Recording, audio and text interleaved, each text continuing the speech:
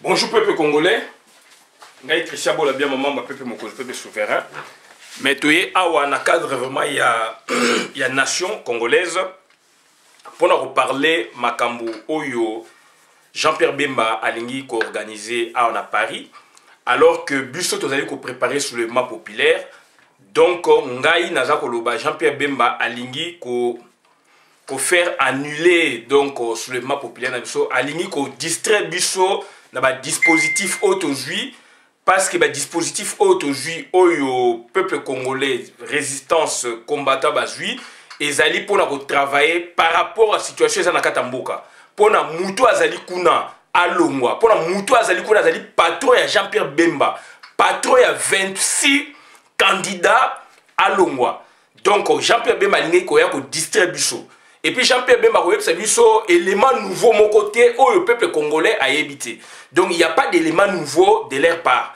Il y a 26 soit basé élément nouveau mon côté. Donc bande konangai pour rafraîchir mémoire na bino donc tu repères bino quelques détails na makambo et les cas où ils allaient concerner Jean-Pierre Bemba. Qu'est-ce qu'il a fait quand il était vice-président chargé à finance et puis donc vice-président de la République. Il avait sauvé un monsieur qui est là à la tête d'une institution ya Congo et Jean-Pierre Bemba sauvé qui est en bakanga qui est. Tu peux expliquer bino comment Jean-Pierre Bemba techniquement donc a sauvé qui donc a accompagné qui Hippolyte Kanambe en 2006. Tu peux expliquer bino moi makamunda munda mutito comment la situation o ya lelo. Donc ça dit position la biso ezali sur le map populaire. Donc bande konangai banakin bande kwa diaspora, il faut qu'on tire un message nakati ya Congo pour nous préparer soulèvement populaire. Tous un délai butoir ou date butoir ezali le 23 décembre. Donc avant le 23 décembre, il faut pouvoir wana bakima, il faut pouvoir bazala inquiéter. Ceux qui te salent le côté et le komoko pe ko sala maté. Ceux qui biso congolais te salent le komoko té, donc communauté internationale pe ekoya na biso na aide. Et batulu kwa ba Jean-Pierre Bemba bazali wana techniquement baza koya na politique ya kolali se biso pongia ba bébé ça va ndenge belé donc ya kati et puis ya libanda alors biso to suite lamuka biso batu to lamusaki batu ya Congo biso batu to lamusaki batu ya MLC tant ba laisse bango pongia ba bébé na Kinshasa. Donc bandeko na ngai biso muto la musaki ba base nyonso ya ba parti politique puisque ba base wana ba benga base bazali congolais base wana ba benga base eza ba propriété privée ya ba parti politique té. Donc baza ba congolais yango muto ça ba démarche bien que bazali ko appartenir quand même idéologiquement na ba parti politique ou ba plateforme ezali wana na Congo, ça c'est la politique mais bazali ba congolais bazali ba propriété privée na bango té. Ce sont des Congolais qui ont bimisa bango na mozanga wana. Puisque le parti politique les deux le quoi banas. Donc banas ya panier banas ya mbisi donc tozo bimisa bango donc na kata mozanga. Donc bandeko na ngai ezali donc sérieux makam oyo tozali koloba donc Jean-Pierre Bemba tika biso vanda côté yozali tant tozali a besoin de temps bimaki osela ki amoti.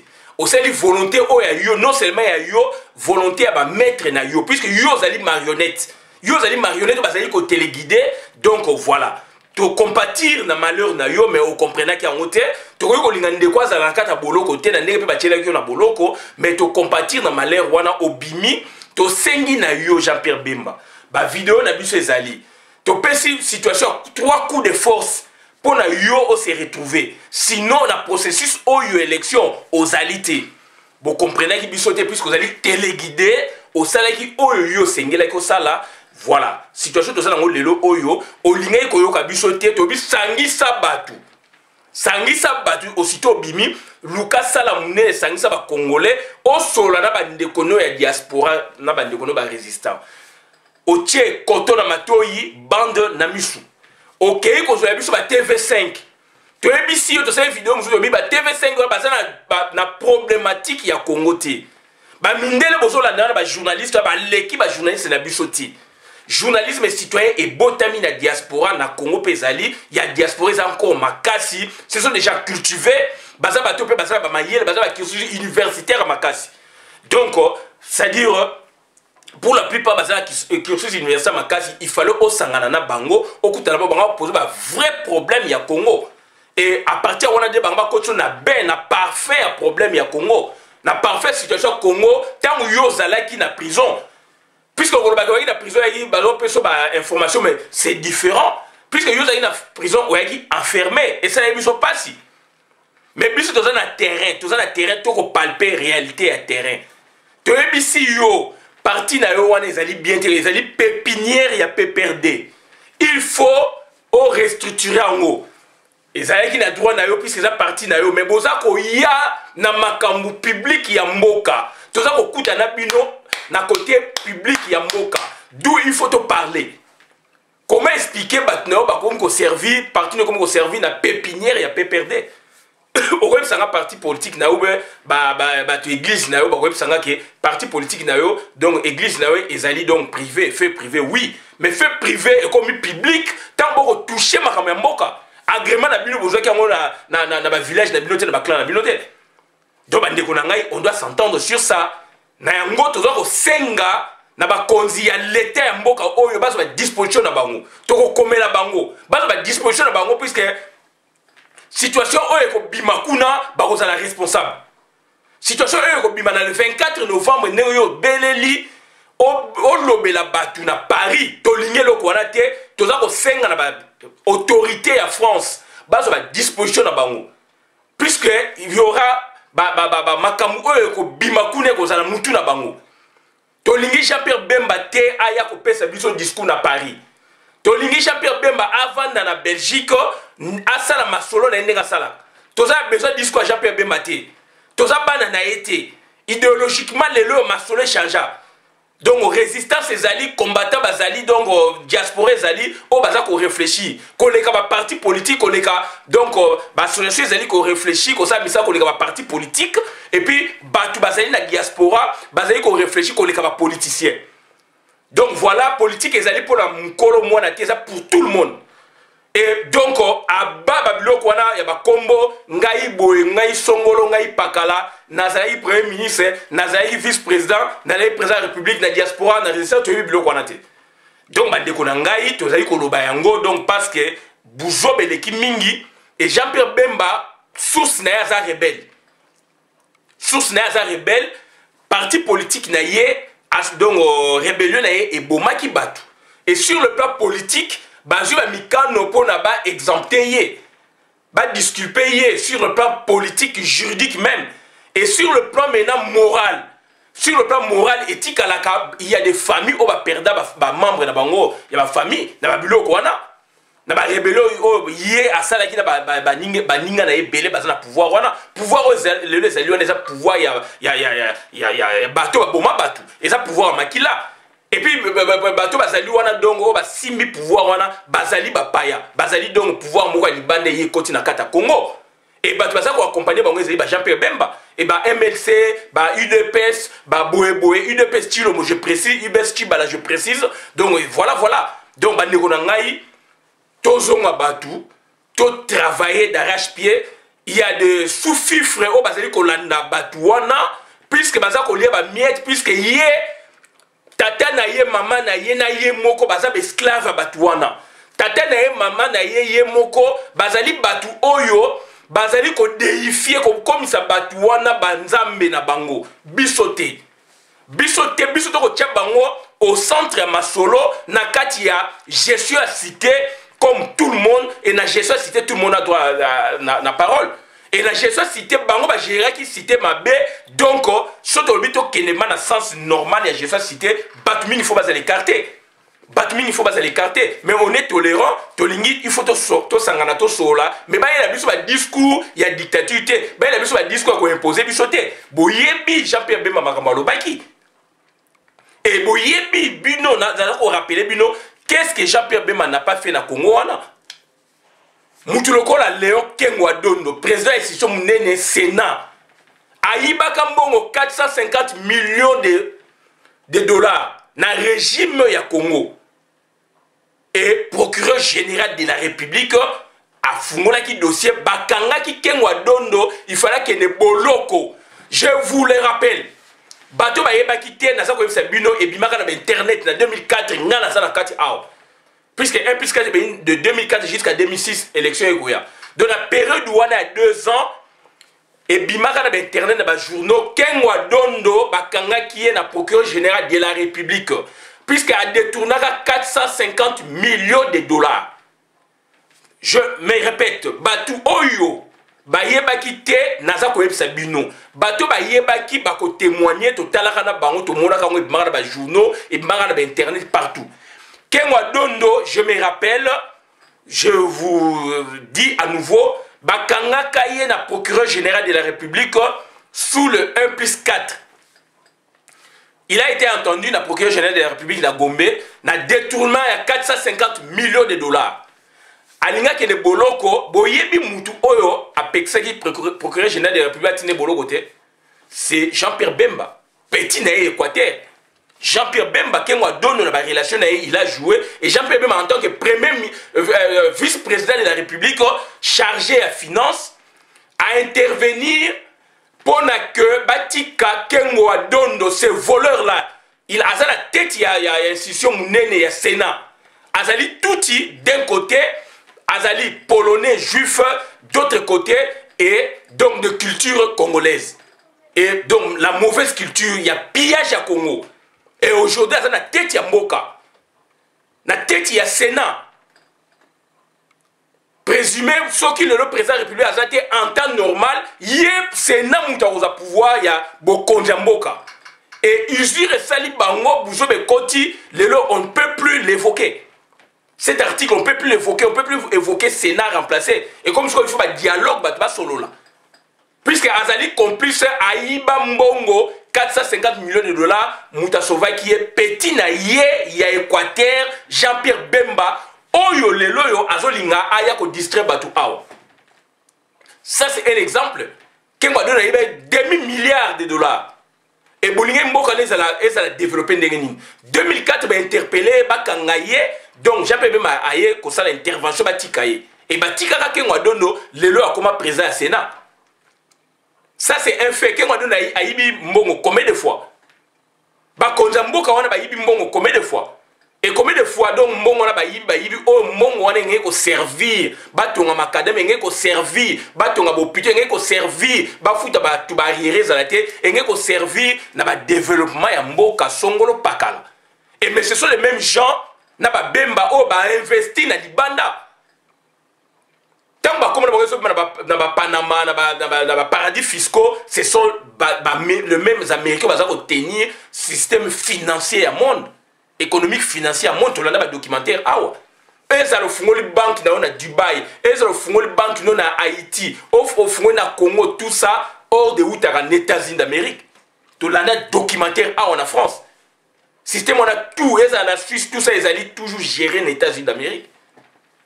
Il y a un moni. Batu lokola ba kanyama batu belé tant que États-Unis a pris ces sanctions ba mbongo na bango ba geler ba compte na bango même na Congo ko bimate bo tout na ba banquier ba ko yebisa bino ezali ordre mondial économique donc bande ko na ngai te ko ba lelo mingi Jean-Pierre Bemba il avait accepté l'inacceptable techniquement il avait accompagné Joseph Kabila c'est un vrai accompagnateur. C'est un vrai accompagnateur. Il y a eu 2 accompagnateurs.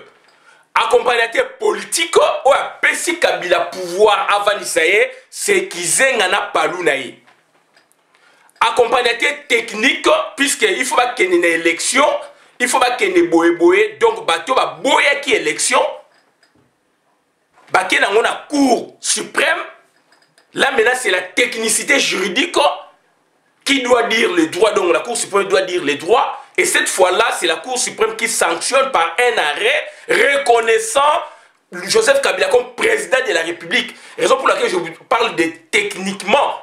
Donc Jean-Pierre Bemba a accompagné Kabila techniquement, et MLC Palou a accompagné Kabila politiquement. Donc Biloko il faut y Bakayangonde Konangai. Kabila a vu donc on a donc 2 accompagnateurs. En 2006, ce n'était pas facile pour que les Congolais quand même donc incrustation, il y a un régime rwandais donc par Kabila et contre le Congo. C'est ça donc la logique. La logique. C'est ça la logique, donc, ils ont matière transversale. Donc, politiquement, on cite le MLC, on cite Kizenga, ça c'est politiquement.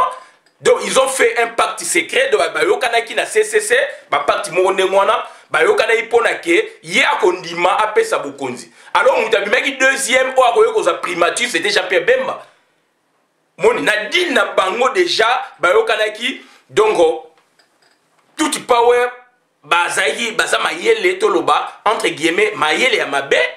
Mayele ya malamu côté na bango côté na biso za mayele mabe bazo détruire mboka na biso mais donc za mayele oya bango ba check en place politiquement ba sololi na donc na Palou donc Palou Kizenga na CCC ba repesa pouvoir alors Kizenga mais troisième logiquement ba pesa ka pouvoir donc puisque élection na mabe ba pesa ka deuxième boko yoka na pona que soit gouvernement d'union nationale de Koti donc bon démarrer soit bon sangani donc on a cadre du gouvernement d'union nationale mais ils allaient transitionner tout le monde en Afrique du Sud la première élection il y a Afrique du Sud Boutelezi donc as so quantième le fait qu'azara motomboki pour na accord na processus bah c'est là qui ouverture bah chez Boutelezi bah PC ministère de l'intérieur si je m'abuse Mandela président de la République. Alors Boutelezi na système na bango politique ndenge mindele bazalaki Boutelezi azali ko combattre même l'action ya MLC azali en quelque sorte côté ya mindele autant d'années c'était comme ça mais pour l'anéantir petit à petit ba continuer na kata processus et ba kenango malé mais tilelo on ne parle plus de Boutelezi deuxième élection aussi Boutelezi était dedans. C'était pour lui donner le pouvoir petit à petit, dans l'entretemps, le grand parti MLC, ANC, ils ont absorbé, ils ont dirigé. Aujourd'hui, on ne parle plus de Boutelezi là-bas. On ne parle plus de Yunkata là-bas. C'est une technique. Et Jean-Pierre Bemba, puisque la politique, dans l'élection, le régime, on utilise tous les systèmes politiques qui monde et surtout en Afrique.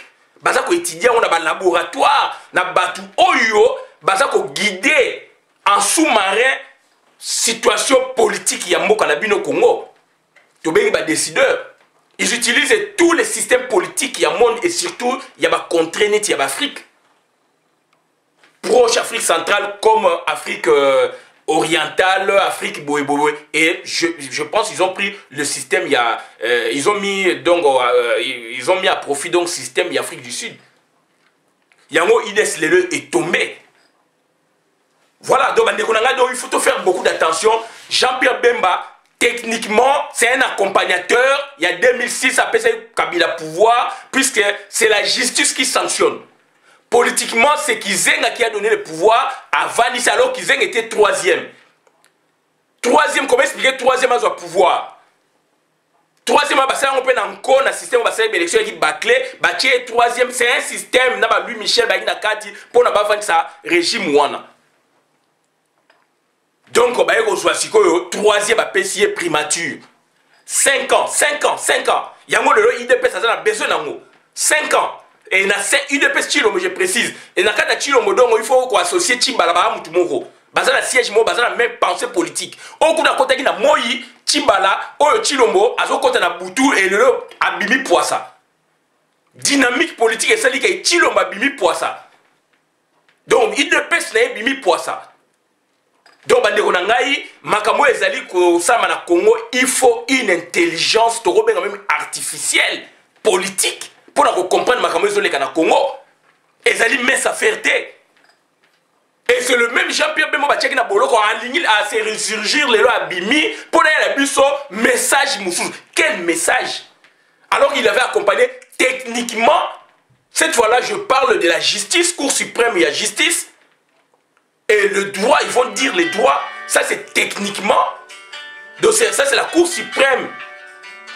La technique, on va reconnaître Kabila comme Bokonjambora, Wapi, puisque c'est le dernier rempart, l'époque où on a toutes les sections réunies. Toutes les sections réunies dans la Cour suprême, l'époque où on a.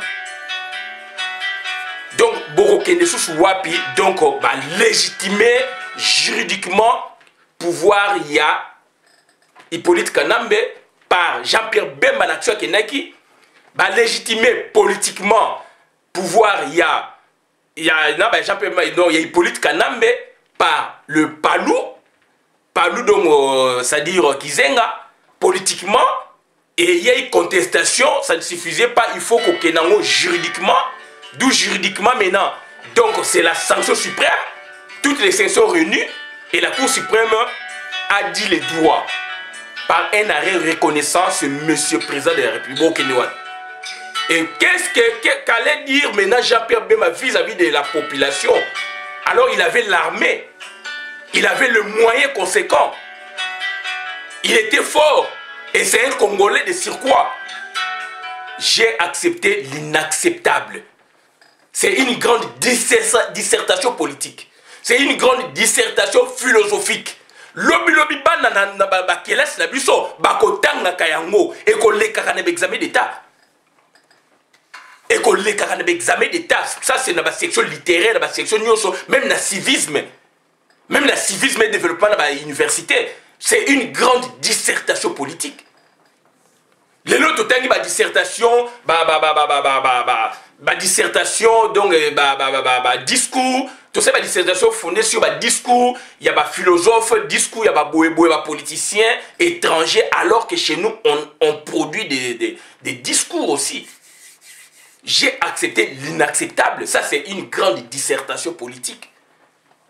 Le civisme simple, école primaire, humanitaire, civisme et développement, na université, puisque j'ai appris le civisme et développement avec le professeur Mbambi, le philosophe, la première graduée de droit, professeur Mbambi Monga,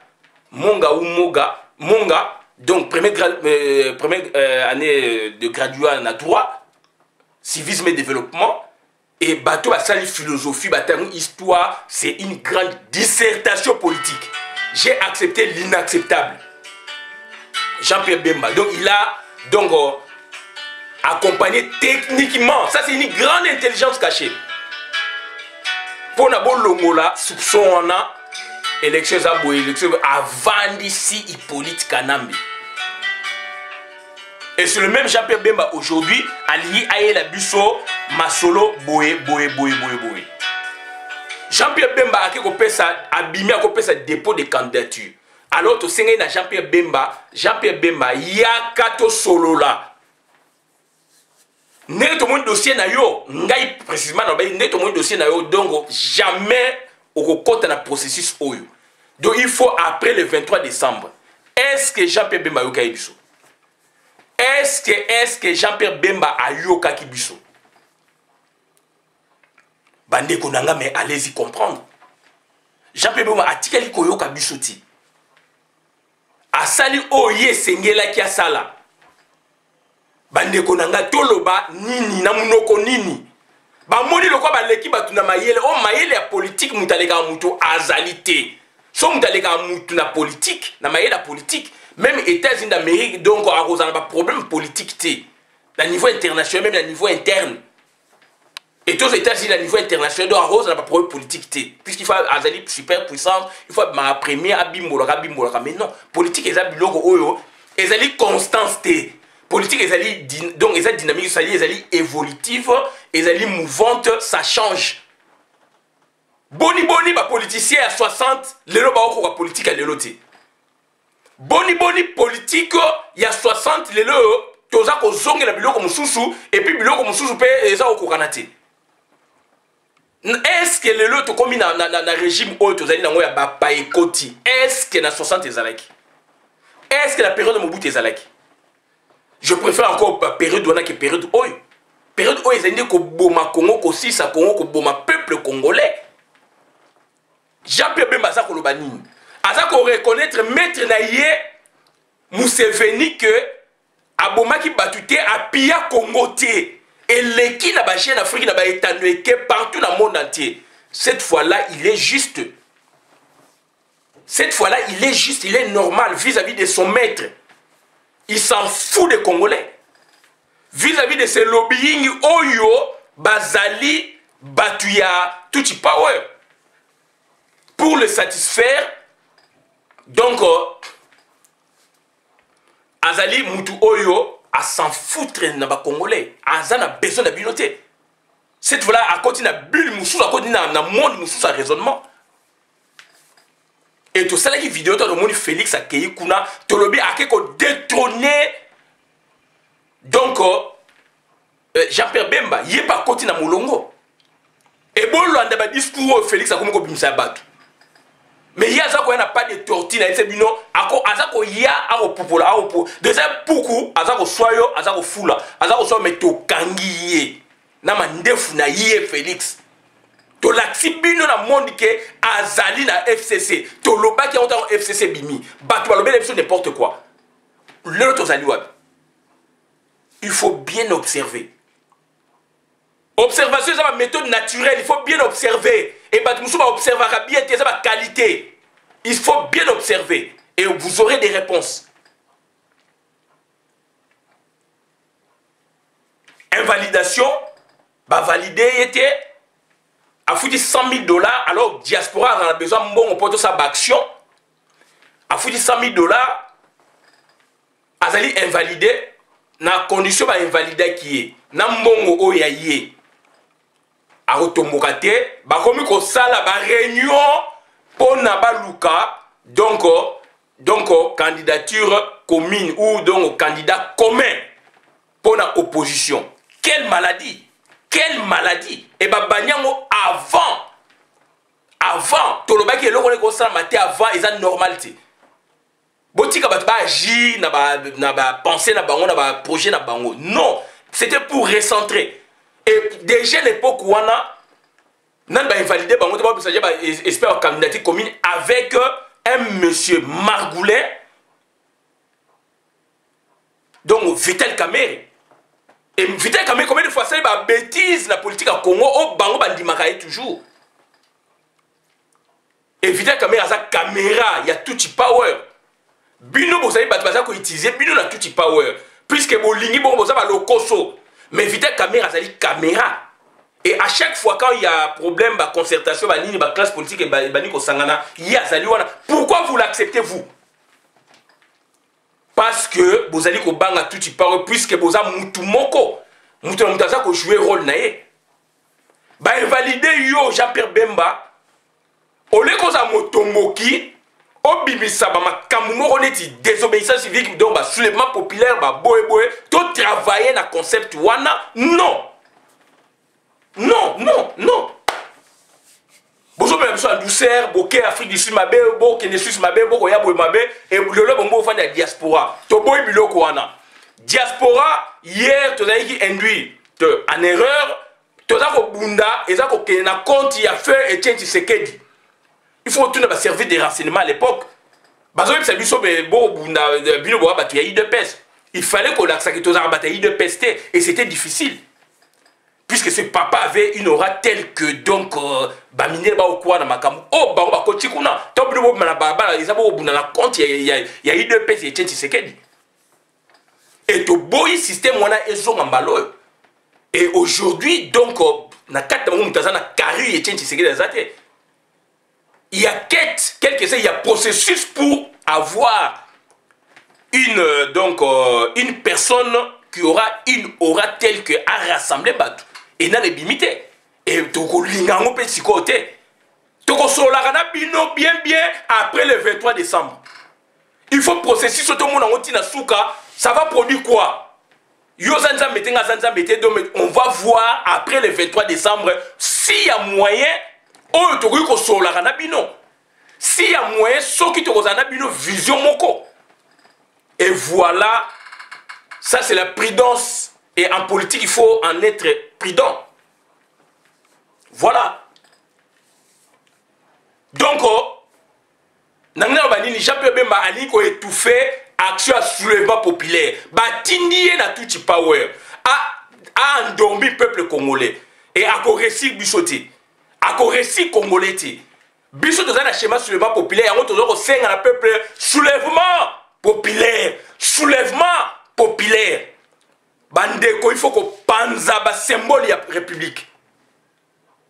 Na Beni, Butembo, Mbandaka, Kikwit, Matadi, Mbujimai, Kananga partout. Na ba mboko na tangite ki sangani partout na Congo, Goma, Uvira, il faut bo panza Congo wana. mbongo ezali ekotongama. Vome to panza yango siko bato ba kende ke to tika bato wana ba piye biso po ba balkaniser Congo. Schéma et politique kanambe yango wana. Lelo ba izini ya biso ba izini sengeli ba sa na Congo pour na ko transformer ba matière première pour na Congo ke liboso grande puissance e bima na Congo, pays émergent non, baza ko ke rosa ba izini na ba Tanzanie. Il y a coltan, il y a transformation coltan, izine il y a transformation, il y a cobalt na Tanzanie, il y a coltan donc na Kivu. Donc izine où ils ont transformé cobalt et qu'on transformé aussi cuivre, uranium, zinc, etc. etc. Et bien on les a na Tanzanie, ils ont na Congo. Donc ça dit Congo est koufi. Et bah toi, tu vas dégâts, le biso qui te répond de Mboka. Donc, bah contre les alouana, contre d'exclusivité. Donc, bon, à ta base, bino moyen, bozo bilo, qu'on a bino bo Timoli, bo kenango na obo kente, bo kenango soki izini moko eza na Angola, ou ben na bino moko bo sala. Donc, non, il faut bo landa kuna, puisque il y a un président de la République, entre guillemets, bo bengi jipate, mais na misu ya l'État, na misu ya niveau international, donc c'est lui qui a engagé le pays. Et dans l'entrée, par contre, ça va ici, nous avons Aza actionnaire, au Bill Clinton Aza actionnaire, au Tony Blair Aza actionnaire, au Soros Aza actionnaire, au Yo, Sarkozy Aza actionnaire.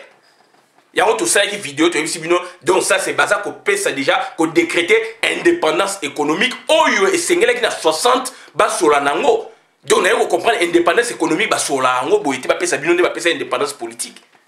Donc, indépendance économique, ils allaient batouana, décideurs, multinationales, ils allaient oni monteko décréter indépendance économique, ils allaient oya monteko décréter indépendance économique, ils allaient Belgique monteko décréter indépendance économique. C'était une grosse erreur ou pas? Question on a étude des alliés, tout ça, on ça l'étude.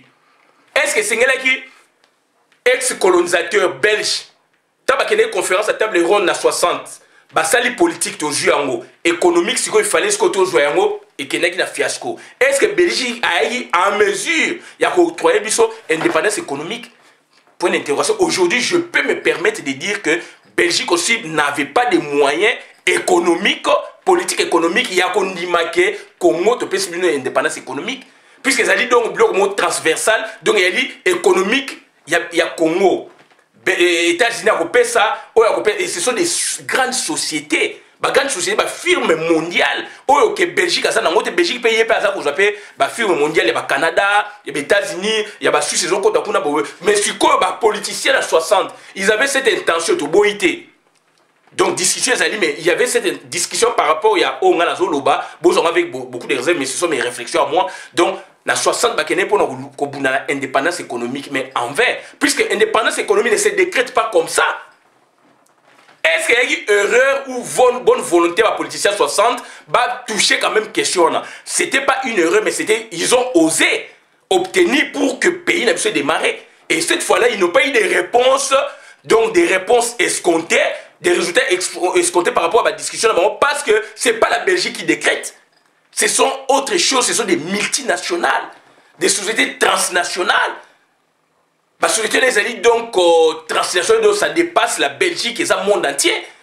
Oh, qui va capiter, ils ont où les États-Unis, ils ont où la Suède, ils ont où la Boé. Donc c'est compliqué. Et ce n'est pas la Banque mondiale, ce n'est pas le Fonds monétaire international, ce n'est pas le club des pays qui décide sur l'indépendance économique à Bamboka.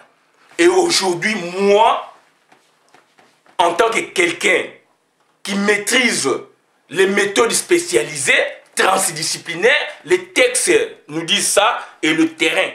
Et je fais le mélange, le va-et-vient entre les textes et les terrains avec beaucoup d'approches. J'ai de réponses aujourd'hui. De l'indépendance économique, tant entendu, ne se décrète pas comme ça. Et je vois maintenant, on commence à la décréter en Afrique, mais dans une zone qui n'est pas la nôtre. La zone orientale de l'Afrique. Togo benga muke austral mais ça oriental puisque Tanzanie na Rwanda ils allaient vraiment donc oriental. Bah pesi indépendance économique baza ko pesa déjà donc Rwanda déjà ils ont la transformation déjà Rwanda zaliwana donc ce comme cobalt donc ils ont transformé uranium zinc donc ils ont métaux donc ils ont la terme échappé donc ils ont transformé zinc cobalt cuivre, manganèse, biloko mokuna. Voilà.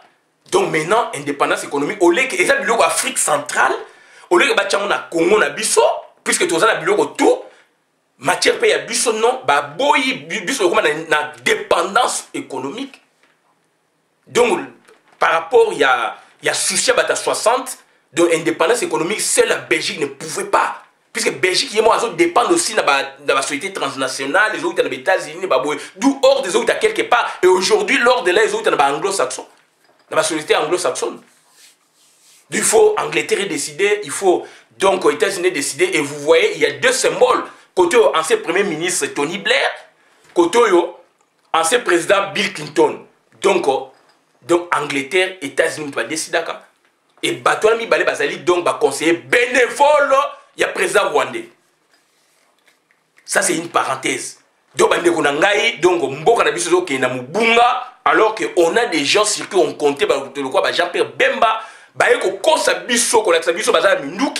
alors que Minduki a donc un factice, n'est pas le ne servi à rien, puisqu'il politique, mais en définitive, l'axi que Bangon il faut décider. Tu as la théorie que Jean-Pierre Bemba a représenté bon maman ya Museveni armée na qui donc rébellion côté bon maman na et botata na des alliés donc ba politique avec ba rwandais. Ça c'est autre chose, mais donc la vérité en wana. Donc Jean-Pierre Bemba donc on a senga na yo ko défier résistance aux a humilié. Qu'on défie résistance, nous devons permettre en côté et tout ça na terrain, tout ça là tout et tout ça c'est à l'autorité à avoir saisi, base à l'informer puisque insécurité, makambo ko bimana kati ko za mitu na bango. Donc ça dire reporter discours na yo soko lingo so na peuple congolais so za prudent le 23 décembre. Après le 24 décembre, on a solo monsieur Bimi. Donc aujourd'hui travailler na concept tout le monde a que aux alliés côté à peuple. Tout le monde a qui au ligne changement. Voilà. Donc, on doit regarder Sabina Mwana, Tosuki Awa, donc Jean-Pierre Bemba a sauvé Kenwa Dono, a détourné 450 millions de dollars. Kenwa Dono a donc interpellé le parquet général de la République, procureur de Tindaye na prison et Bimara ba journaux, Bakangaki kuna garde à vue. Donc, Moutaye ko Bimisaye vient à Équateur, c'est Jean-Pierre Bemba. Et quand on donne aujourd'hui à président du Sénat, et c'est un Tutsi, et c'est un juif rwandais polonais. Donc voilà, donc Babylon tout ça dans Rwanda, et le Jean-Pierre Bemba a fait un élément nouveau ni nous surtout éviter.